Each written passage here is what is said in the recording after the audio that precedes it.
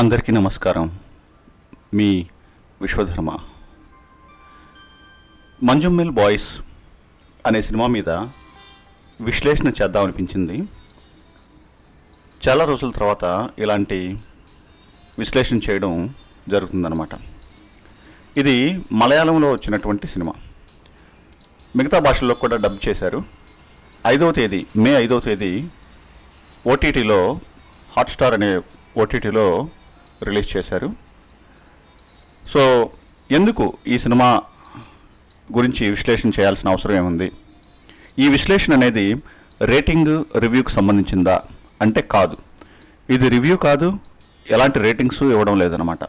ఎందుకంటే సినిమా అనేది ఆర్ట్, కళకి మనము రేటింగ్ ఇవ్వకూడదు అనేది నా అభిప్రాయం అనమాట. కళ అనేది ఒక్కొక్కరు చూసే దృష్టికోణం బట్టి ఉంటుంది. ఎందుకంటే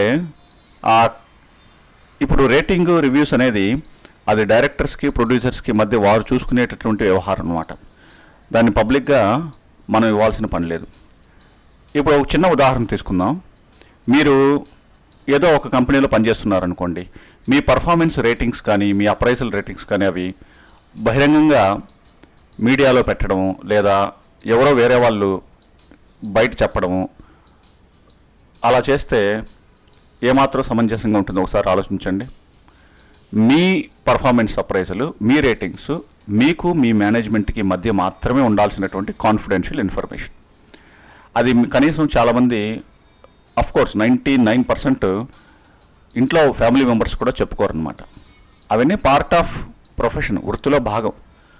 సో మరి మీ పర్ఫార్మెన్స్ అప్రైజల్ రేటింగ్స్ మాత్రమే గోప్యంగా ఉంచుకోవాలని మీరు ఎలా అయితే అనుకుంటారో, ఒక సినిమాకి సంబంధించిన కూడా రేటింగ్స్, రివ్యూస్ కూడా అవి వ్యక్తిగతంగా ఎవరికి వారు గోప్యంగా ఉంచుకోవచ్చు. వ్యక్తిగతంగా ఎవరికి వారు ఇంట్లో కూర్చొని చర్చించుకోవచ్చు. కానీ బహిరంగంగా మీకు అనిపించినటువంటి, మీకు కలిగినటువంటి అనుభూతి ఏదైతే ఉందో దాన్ని రేటింగ్గా మార్చి, దాన్ని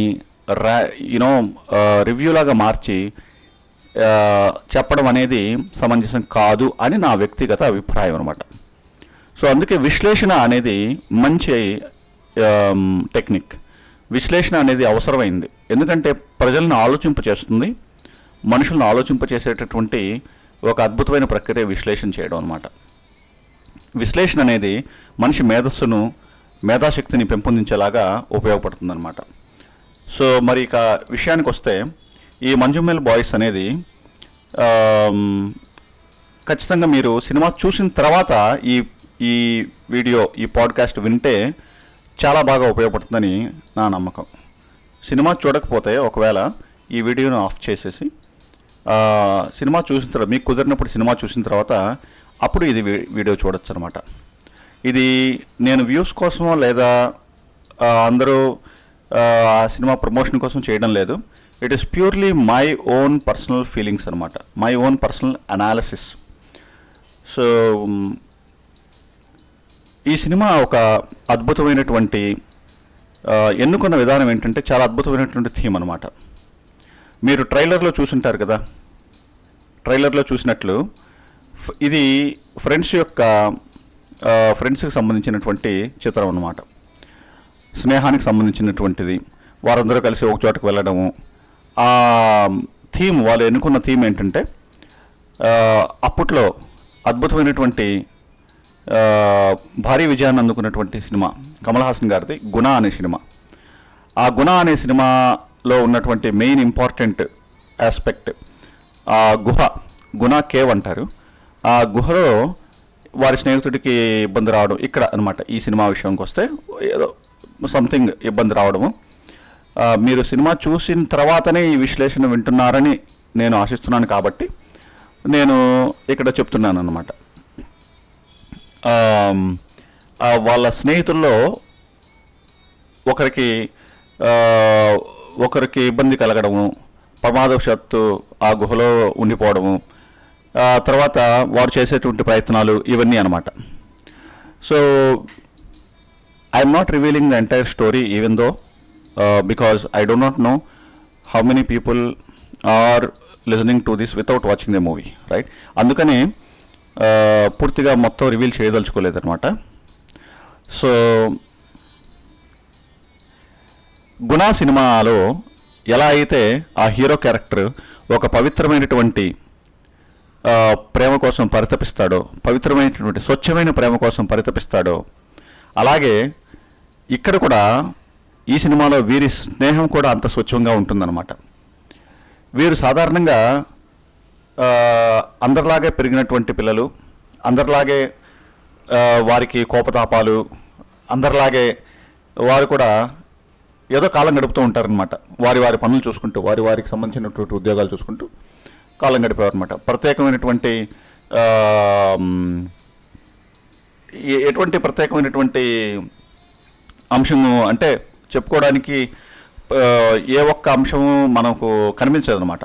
ఒక సాధారణమైనటువంటి స్నేహితుల కథ అనమాట. వీరు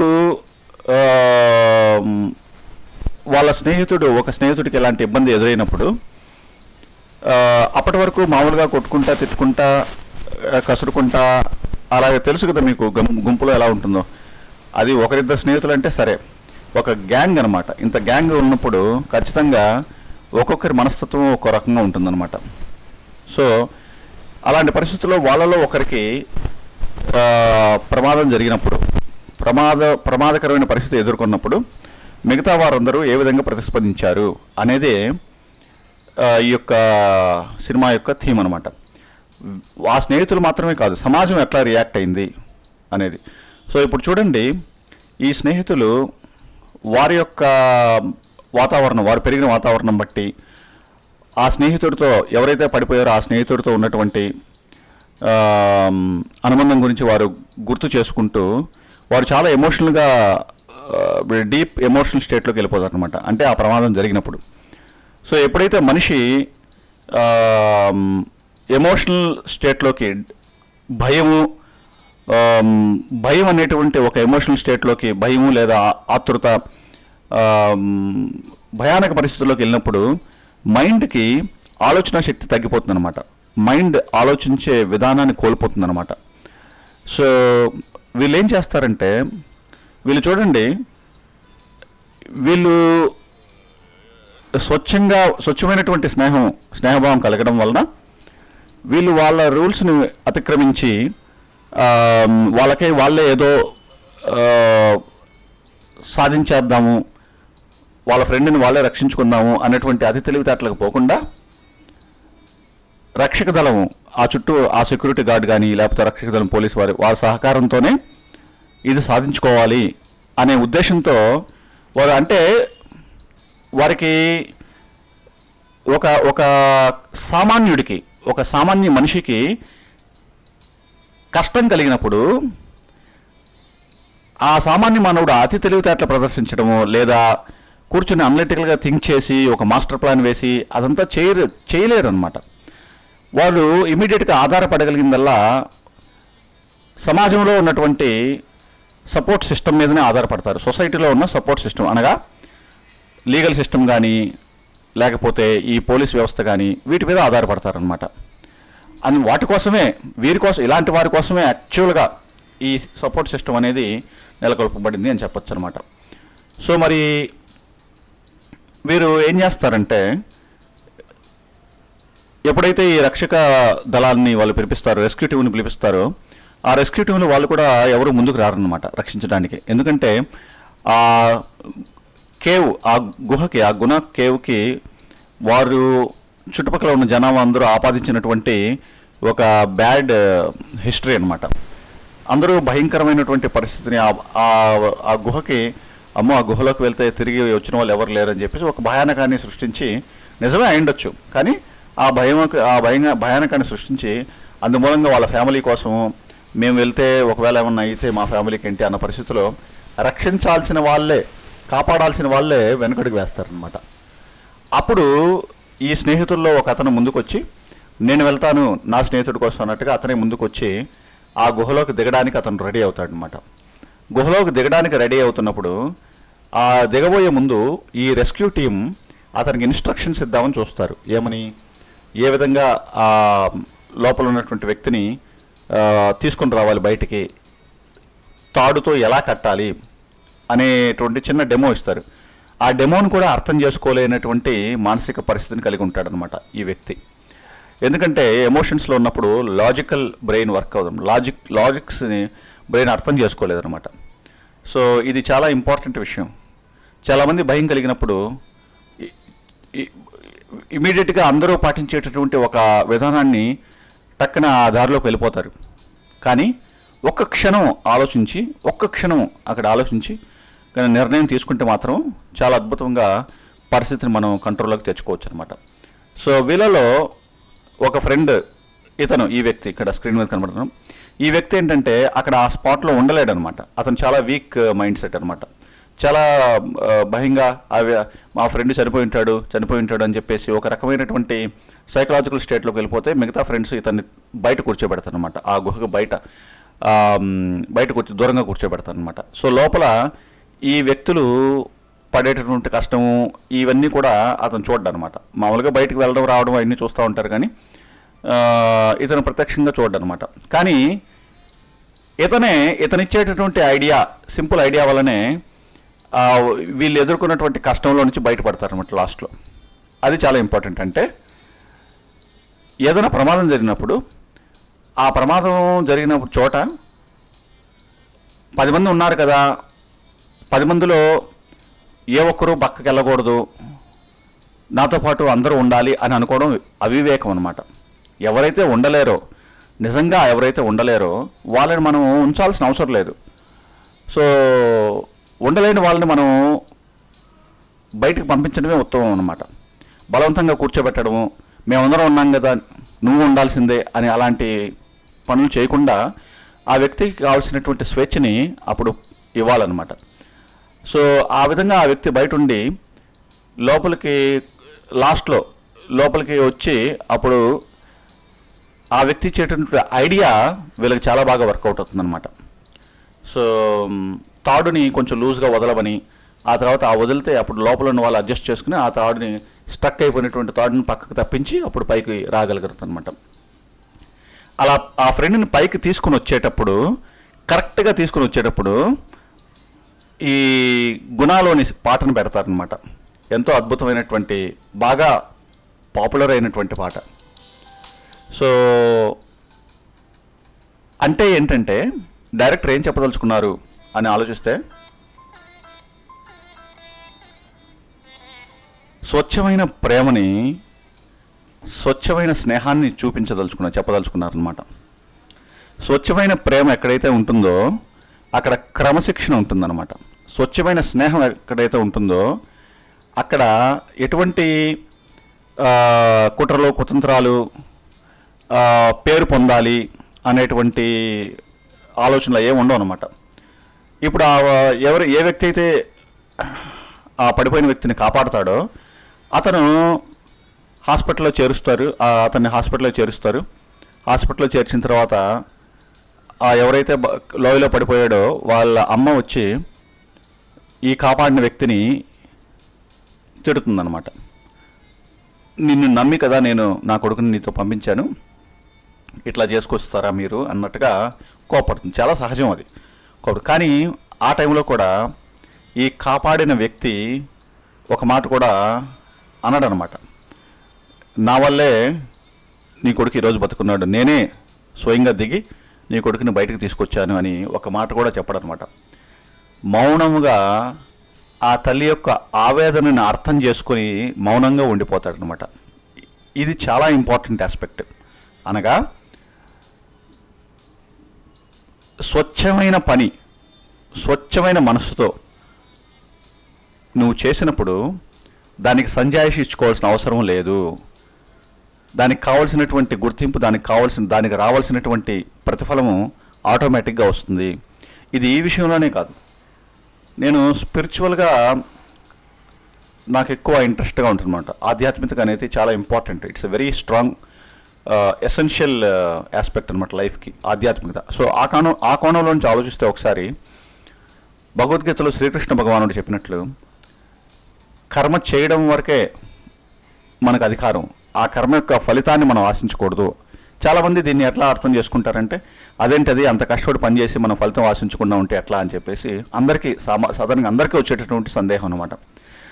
అందరికీ జీర్ణం అవ్వనటువంటి ఈ స్టేట్మెంట్స్ అన్నమాట ఇవన్నీ. అనగా శ్రీకృష్ణ భగవానుడు ఏం చెప్తున్నారంటే, pick the right thing, then the result is attached to it already. అంటే when you pick the right things, నువ్వు ఎప్పుడైతే ఒక రైట్ పనిని, ఒక మంచి పనిని నువ్వు సెలెక్ట్ చేసుకుంటావో దానికి కంబైన్డ్గా, దానికి అటాచ్ అయ్యే రిజల్ట్ ఉంటుంది. రిజల్ట్ కోసం ప్రత్యేకంగా నువ్వు కష్టపడాల్సిన అవసరం లేదు అని అనమాట. అలాగే రాంగ్ థింగ్ని సెలెక్ట్ చేసుకుంటే రిజల్ట్ కూడా రాంగ్గానే ఉంటుందన్నమాట. So do the right thing so that you will get the result automatically. ఇప్పుడు జ్వరం వచ్చినప్పుడు జ్వరానికి సంబంధించిన ట్యాబ్లెట్ మాత్రం వేసుకుంటే దానికి తగ్గుతుంది. అలా కాకుండా కాలు నొప్పిదో తలనొప్పిదో వేసుకుంటే తగ్గకపోవచ్చు. సో జ్వరానికి సంబంధించిన ట్యాబ్లెట్ వేసుకున్నాక ఇక మనం ఆలోచించి అనుమానించి తగ్గుతుందా లేదని భయపడకుండా నమ్మకంతో వేసుకుంటే ఏ విధంగా అయితే దాని పని అది చేసుకుంటుందో అలాగే కర్మ కూడా అంతే అనమాట. మనం నమ్మకంతో ఒక పని చేసినప్పుడు, రైట్ పని చేసినప్పుడు దానికి సంబంధించిన రైట్ రిజల్ట్ ఖచ్చితంగా వస్తుంది. అలా చేసుకుంటూ ముందుకు వెళ్ళడమే ఉత్తమమైన మార్గము అని శ్రీకృష్ణ భగవానుడు మనకు గీతలో చెప్పారనమాట. సో అలాగే ఈ కాపాడని వ్యక్తి వాళ్ళ ఫ్రెండ్ కోసం అంత తప్పించి స్వచ్ఛంగా వాళ్ళ ఫ్రెండ్ని కాపాడాలనే ఉద్దేశంతో, కేవలం కాపాడాలి అనే ఉద్దేశంతోనే చేశారు. కాబట్టి పేరు తెచ్చుకోవాలి, రేపు పాపులర్ అయిపోవాలి, అందరూ నన్ను పొగడాలి, కెమెరాల్లో అంతా న్యూస్లో పడాలి, ప్రెస్లో ఉండాలి, అలాంటి ఆలోచనలు, అలాంటి ఎక్కడ కూడా ఏ కోశాన్ని కూడా అలాంటివి ఏమి కనపడవు అనమాట. అది స్వచ్ఛమైన స్నేహానికి అర్థం. సో చాలామంది అనుకోవచ్చు దీనిలో గొప్ప ఏముంది, తోటి స్నేహితుడి కష్టం వస్తే మనం స్పందించమని చెప్పేసి. కరెక్టే, కానీ చాలా సందర్భాల్లో ఒక వ్యక్తి మనకు దూరంగా ఉన్న వ్యక్తి కష్టాల్లో చిక్కున్నప్పుడు మనం కాపాడడమును, మనతో పాటు నడుస్తున్నటువంటి వ్యక్తి ప్రమాదంలో చిక్కున్నప్పుడు కాపాడడానికిను చాలా తేడా ఉంటుంది కదా. అందరితో పాటు ఈ గ్యాంగ్ అంతా అందరూ కలిసి వెళ్తారు. వాళ్ళలో ఒకడు కష్టాల్లో చిక్కుని చాలా ప్రమాదకరమైన పరిస్థితుల్లోకి వెళ్ళిపోయినప్పుడు అదే ప్రమాదం వీళ్ళకి కూడా ముంచుకొస్తుంది, అదే ప్రమాదం వీళ్ళకి కూడా కలుగుతుంది అని తెలిసి కూడా పట్టుదలగా అక్కడే ఉండి వాళ్ళ ఫ్రెండ్ని వెతికి బయటికి తీసుకురావడం అనేది ఇంపార్టెంట్ ఆస్పెక్ట్. అది అక్కడ ఆలోచించాలి మనం. అంతేకాకుండా ఈ మోస్ట్ ఇంపార్టెంట్ ఆస్పెక్ట్ ఏంటంటే, ఈ సినిమాలో ఎక్కడా కూడా చూడండి, అందరూ సేమ్ కామన్ ప్లాట్ఫామ్లో ఉంటారు. ఏ ఒక్కరిలో కూడా హెచ్చు తగ్గులు ఉండవు. ఒకరిని తెలివిగల వారిగా చూపించడం, ఒకరిని అమాయకులుగా చూపించడం, ఒకరిని కోపోద్రిక్తులుగా చూపించడం, ఒకరిని ఏదో అడిక్ట్గా చూపించడం, అట్లా ఏమీ లేకుండా ఆల్మోస్ట్ అందరూ ఈక్వల్గానే ఉంటారు. అనగా ఏంటంటే, birds of same feather flax together అంటారు కదా, ఒకే జాతికి సంబంధించిన పక్షులన్నీ కూడా ఒకే చోట గుమ్మిగూడతాయి అన్నట్లు. సో ఆ కాంబినేషన్, ఆ గ్యాంగ్ కూడా డైవర్సిఫైడ్ హెటరోజీనియస్ కాదనమాట. అందరూ ఒకే తరగతికి, ఒకే రకమైనటువంటి భావం కలిగినటువంటి, ఒకే రకమైనటువంటి ఆలోచనలు. కానీ వాళ్ళకి తేడాలు ఉండొచ్చు, వాళ్ళకి మనస్పర్ధలు ఉండొచ్చు, వాళ్ళకి ఉండొచ్చు, కానీ వాళ్ళ ప్లాట్ఫామ్ అనేది సేమ్ ప్లాట్ఫామ్ అనమాట. అలా ప్లాట్ఫామ్ అనేది సేమ్ ప్లాట్ఫామ్ అయినప్పుడే మనకు మంచి రిజల్ట్ వస్తుందన్నమాట. ఇది చాలా ఇంపార్టెంట్. ఇది ఆర్గనైజేషన్స్కి, మేనేజ్మెంట్కి చాలా సంబంధించినటువంటి ఒక అద్భుతమైన అంశం. ఒక టీంని ముందుకు తీసుకెళ్లాలంటే వాళ్ళకి ఫస్ట్ సరైన platform, we should bring all of them on to the same common platform. Let's be on same page అంటారు కదా. సో అలాగా ఒక కామన్ ప్లాట్ఫామ్కి తావడం అనేది చాలా ఇంపార్టెంట్. ఆ ప్లాట్ఫామ్ మీదకి ఎలా తేవాలంటే ప్రాసెస్ వల్ల అనమాట. Setting the common process, system dependent create చేయాలన్నమాట. పర్సన్ డిపెండెంట్ కాకుండా సిస్టమ్ డిపెండెంట్ క్రియేట్ చేయాలి. Well, that's all organisation related. So ఈ సినిమా విషయానికి వస్తే ఖచ్చితంగా చూడదగింది. ఖచ్చితంగా చూడండి, మీకు కుదిరినప్పుడు చూడండి. మీ అమూల్యమైన టైంని వృధా చేసుకుని మరీ చూడవసరం లేదు. మీకు కుదిరినప్పుడు మీరు ఏదో ఒక సినిమా చూడాలి ఎంటర్టైన్మెంట్ కోసం అనుకున్నప్పుడు ఆ సమయాన్ని దీనికి వెచ్చిస్తే చాలన్నమాట. సో ఇంకా ఏమన్నా వేరే ఆలోచనలు, కొత్త ఆలోచనలు ఏమన్నా వస్తే, అందరికీ పనికొచ్చేటటువంటి ఆలోచనలు వస్తే ఇంకా వీడియోలో చెప్పుకోవచ్చు. అంతవరకు సెలవు. ధన్యవాదాలు.